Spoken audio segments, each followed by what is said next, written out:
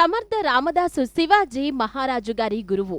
వీరు నేటి మహారాష్ట్రలోని పవిత్ర గోదావరి తీరాన ఉన్న జంబా అనే గ్రామంలో రాణుబాయి, సూర్యాజీ పంత్ అనే పుణ్య దంపతులకు 1530 చైత్రమాసం శ్రీరామనవమి రోజున జన్మించారు. ఈ సంవత్సరం ఏప్రిల్ 6 శ్రీరామనవమి నాడు ఆయన జయంతిని జరుపుకుంటున్నాము. సమర్థ రామదాసు అసలు పేరు నారాయణ. వీరికి గంగాధర అనే సోదరుడు కూడా ఉండేవారు. చాలా చురుకుగా దృఢ శరీరం కలిగి నారాయణ చిన్నతనం నుంచే రామ హనుమానుల భక్తులయ్యారు. 11 ఏళ్ల పిన్న ప్రాయములోనే జ్ఞానసిద్ధి కలిగి ఆధ్యాత్మిక భావంతో ఉండేవారు. తమ కుమారుడికి వివాహం చేస్తే అన్నీ సర్దుకుంటాయని ఆయన తల్లిదండ్రులు భావించారు. కాని నారాయణ రాత్రికి రాత్రే ఇంటిని, తల్లిదండ్రులను వదిలి అడవులకు వెళ్లి ఆయన తపస్సు చేస్తూ యోగులతో కలిసి జ్ఞాన విద్యను అభ్యసించారు, గడిపేవారు.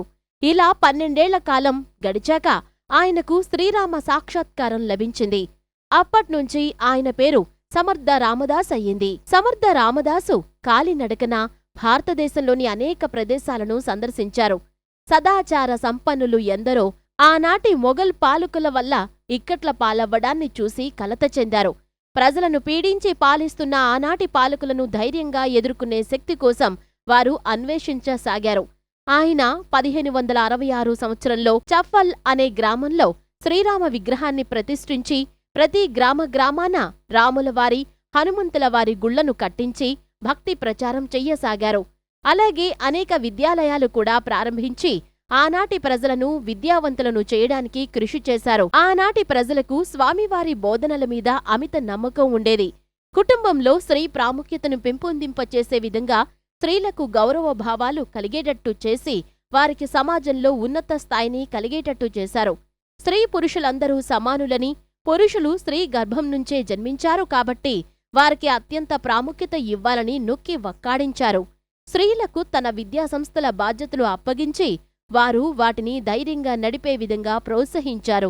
అలా ఆయన శిష్యురాళ్లైన వెన్నాబాయి, అక్కాబాయి సమర్థ రామదాసు వారి విద్యాలయాలను నడిపేవారు.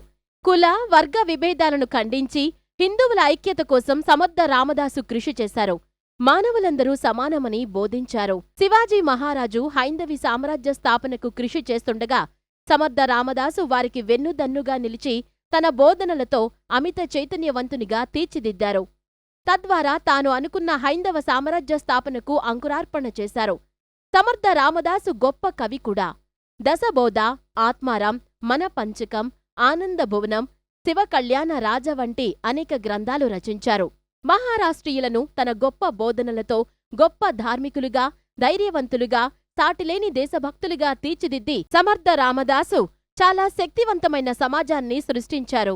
పేదరికం లేని సమానత్వం కలిగిన సమాజ స్థాపనలోనూ మహారాజు శివాజీని ముందుండి నడిపించిన సమర్థ రామదాసు 1603వ సంవత్సరం మాఘమాసంలోని 9వ రోజున సజ్జన్ గఢ్లో ఆ శ్రీరాముడిలో ఐక్యమయ్యారు.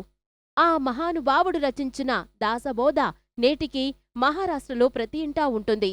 ఆయన బోధనలు నేటికి మార్గదర్శనంగా నిలుస్తున్నాయి.